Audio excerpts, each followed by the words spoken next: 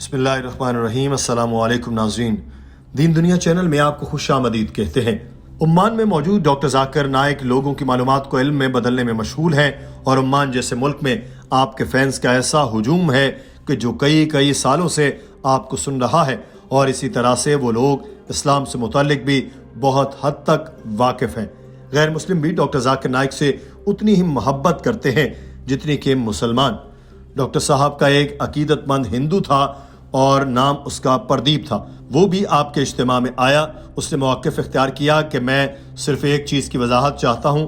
آپ نے کہا کہ اسلام کا مطلب اپنی مرضی کو اللہ تعالیٰ کی مرضی پر چھوڑنا ہے، تو کیا اب دعا کرنا یا اللہ تعالیٰ سے کوئی چیز مانگنا اس چیز کے خلاف نہیں؟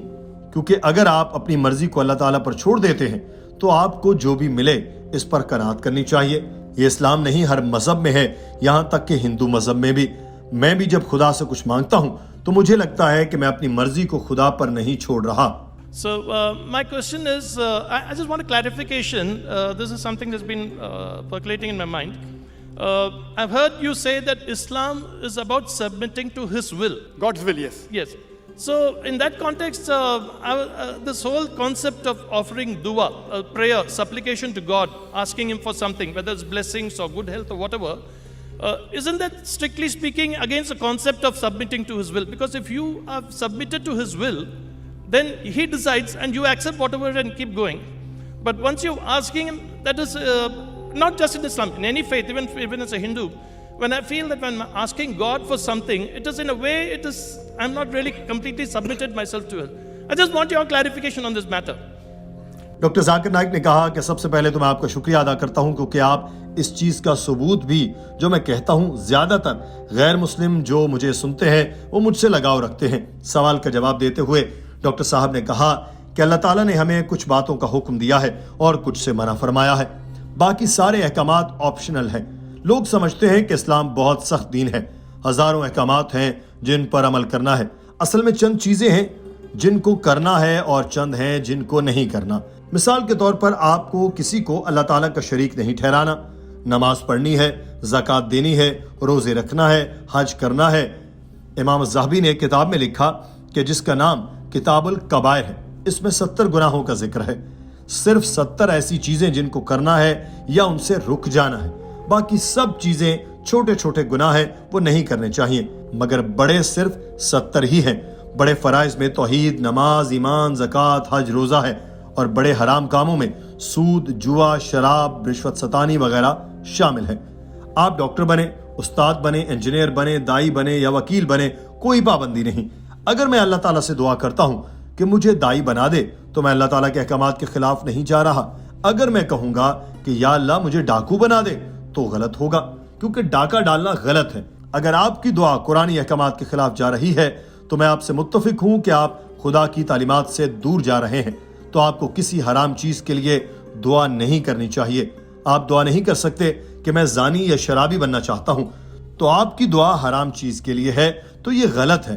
تو اگر آپ کوئی ایسی دعا کرتے ہیں تو یہ خدائی احکامات کے خلاف ہے۔ کوئی مسلمان ایسی دعا نہیں کرتا ہوگا۔ شاید کہیں ایک آدھ مرتبہ آپ سن لیں کہ کوئی حرام چیز کی دعا مانگ رہا ہو، مگر اس کا بھی ذہنی توازن ٹھیک نہیں ہوگا۔ باقی آپ اللہ تعالیٰ سے دعا کریں کہ میں امیر ہونا چاہتا ہوں، کوئی پابندی نہیں۔ If I do the dua to Allah, make me a dai, am I going against Allah's will? No.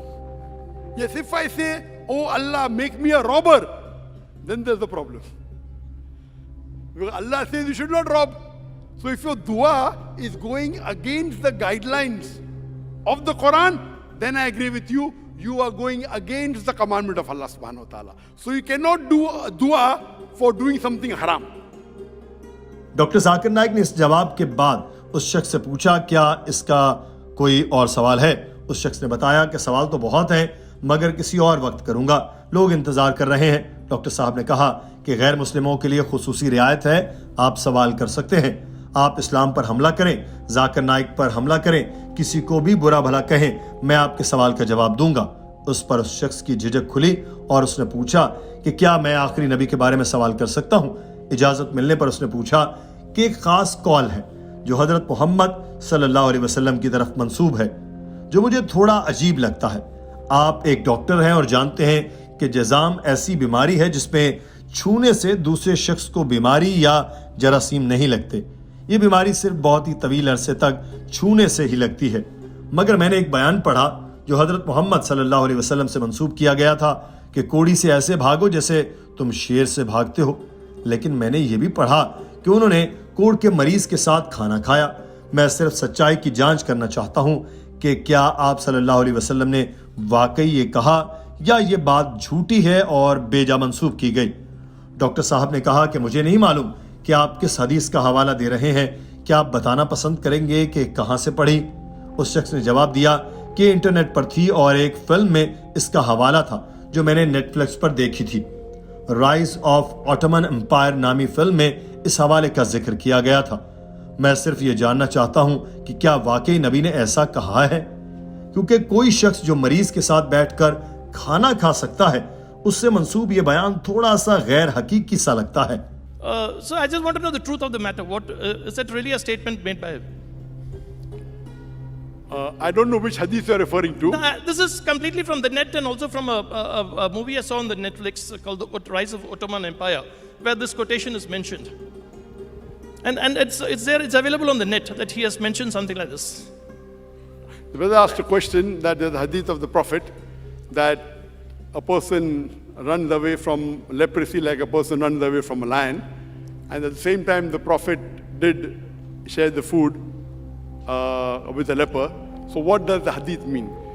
What you have to understand... Not that, sir. I just want to know whether the Prophet really said that, because somebody who can sit and have a thing, I mean, I'm sure because it's that sentence that run away from him, like you run away from a lion, is a little uncharacteristic or somewhat lacking in sensitivity, which I doubt whether he would have said it really. Doctor Zakir Naik نے اس شخص سے کہا کہ بخاری اور مسلم میں موجود تمام احادیث مستند ہیں. باقی صحاح ابو داؤد، نسائی، ترمذی میں زیادہ تر احادیث صحیح ہیں مگر تمام نہیں. تو پہلے جب بھی آپ کوئی حدیث سنتے ہیں تو آپ کو پہلے جانچنا ہوتا ہے کہ کیا واقعی یہ حدیث صحیح ہے یا نہیں. جہاں تک اس حدیث کا تعلق ہے میں نے اس پر کوئی ریسرچ نہیں کی. اگر تو یہ واقعی صحیح حدیث ہے ہمیں اس پر کاربند رہنا ہوگا، مگر اکثر احادیث ضعیف بھی ہوتی ہیں. ڈاکٹر صاحب نے کہہ کر اس شخص سے پوچھا کہ کیا آپ کو یقین ہے کہ خدا ایک ہے؟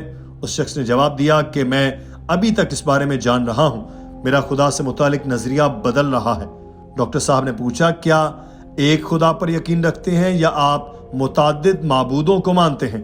اس شخص نے کہا کہ نہیں، میں یقین کرتا ہوں کہ خدا ایک ہو سکتا ہے اور دیوتا کئی ہو سکتے ہیں.